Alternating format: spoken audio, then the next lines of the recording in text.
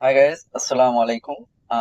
বরাবরের মতো ফের আজকে একটা ব্লগ ভিডিও করতে বার হয়ে গেছি অলরেডি। বার হওয়ার আগে ভিডিওটা করা হয়নি।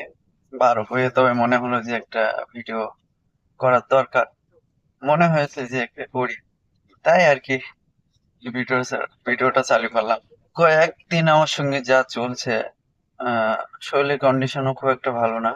আর মন মানসিকতা খুব একটা ভালো না।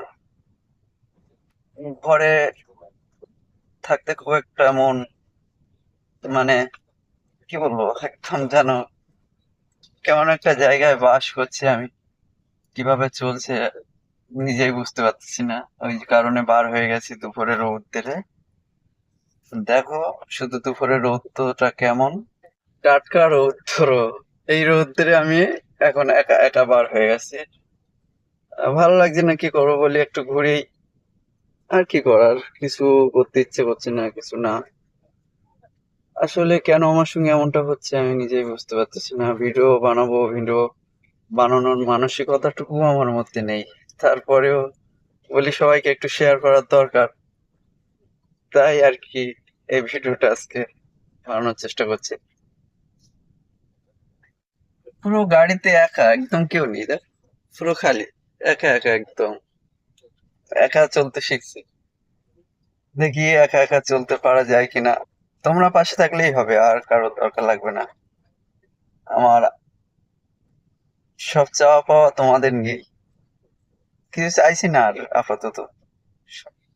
এমন করে একা একা চলতে কার কার ভালো লাগে একটু কমেন্ট বক্সে যদি জানাতেন তাহলে ভালো হয়।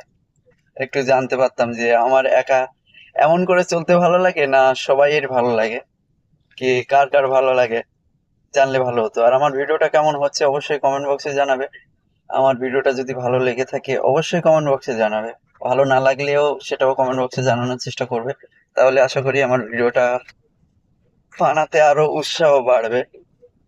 জানি না কেমন ভাবে ভিডিও করতে হয়, কি করতে হয়, কোনো প্রিপারেশন ছাড়াই একটা ভিডিও করতে চলে এসেছি। জায়গাটা কেমন লাগছে সবাই একটু কমেন্ট করে জানাও। আহ গ্রামের রাস্তা তো, আমরা গ্রামেই থাকি আসলে, এরকমই আর কি।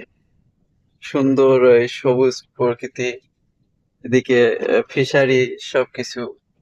ভিডিওটা আজকে আর কন্টিনিউ করলাম না। আহ আজকে কোথাও যাচ্ছি না, ভালো লাগছে না। শরীরের অবস্থা খুব একটা ভালো লাগছে না। সবাই আমার জন্য দোয়া করো।